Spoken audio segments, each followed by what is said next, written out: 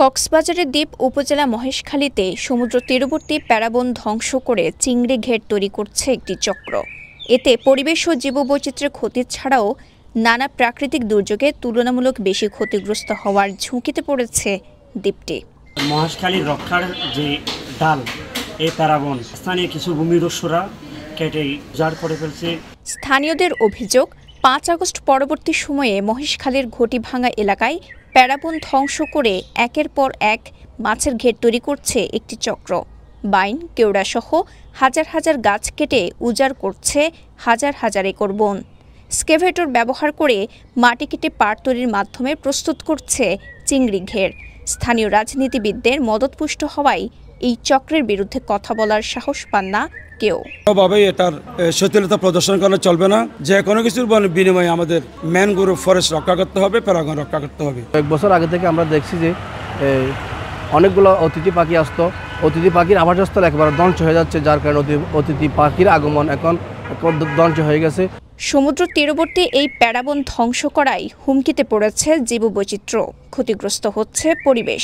স্থানীয়দের দাবি, এই প্যারাবনই বিভিন্ন সময় বিভিন্ন ঘূর্ণিঝড় সহ নানা প্রাকৃতিক দুর্যোগ থেকে রক্ষা করেছে মহেশখালীকে। ভূমিক্ষেকড়া প্যারাবন ধ্বংস করায় ঘূর্ণিঝড় সহ যে কোনো প্রাকৃতিক দুর্যোগে আগের চেয়ে তুলনামূলক বেশি ক্ষয়ক্ষতির শঙ্কা করছেন তারা। আমরা যেহেতু সমুদ্র উপকূলবর্তী মানুষ, আমাদের প্যারাবনটা থাকা খুবই জরুরি জলোচ্ছ্বাস থেকে বাঁচার জন্য।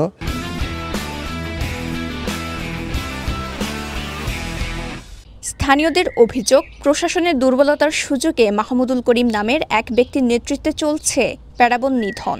এছাড়াও ঘটিভাঙা এলাকার জাহাঙ্গীর আলম, মকবুল আহমেদের ছেলে তারেক, নূর আহমেদের ছেলে আব্দুল মান্নান, আলী আহমেদের ছেলে সজীব, আজিজুল হক এবং বড় মহেশখালী আওয়ামী লীগ নেতা মহসিন আনোয়ারের পিএস আবুল হোসেন সহ আরও কয়েকজনের সিন্ডিকেট কাজ করছে প্যারাবন ধ্বংসের পেছনে। এ বিষয়ে জানতে চাইলে প্যারাবনগুলো বাংলাদেশ অর্থনৈতিক অঞ্চল কর্তৃপক্ষের অধীনে জানিয়ে নিজেদের সীমাবদ্ধতার কথা জানান স্থানীয় বন কর্মকর্তারা। আমরা জায়গা এখনো পাই নাই, আমাদেরকে এখনো বুঝায় দেওয়া হয় নাই, আমরা আইনগত কোনো ব্যবস্থাও নিতে পারতেছি না।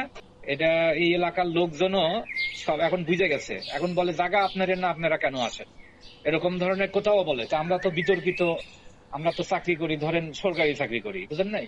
তবে অভিযান জোরদার করে প্যারাবন ধ্বংসের সঙ্গে জড়িতদের বিরুদ্ধে যথাযথ আইনি ব্যবস্থা নেওয়ার কথা বলছেন মহেশখালী উপজেলা নির্বাহী অফিসার মোহাম্মদ হেদায়েতুল্লাহ। খুব শীঘ্রই আবার বড় পরিসরে একটি অভিযান পরিচালনা করব। এর পাশাপাশি আমাদের এই বিষয়গুলো কিন্তু ইতিমধ্যে একাধিকবার আমরা পরিবেশ, জলবায়ু ও বন মন্ত্রণালয়কে অবহিত করেছি। তারা ইতিমধ্যে সোনাদিয়া এবং তার আশেপাশে বনভূমি রক্ষায় একটি প্রকল্প গ্রহণ করেছে, সেটা আপনারা জানেন। সেই প্রকল্পের আওতায় আগামী সপ্তাহের মধ্যে সেখানে বিটের কার্যক্রম শুরু হবে।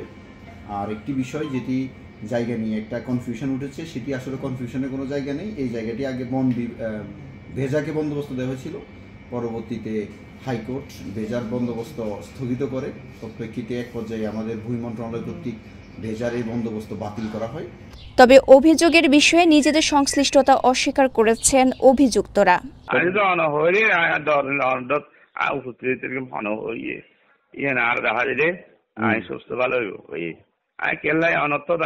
নতুন বাজার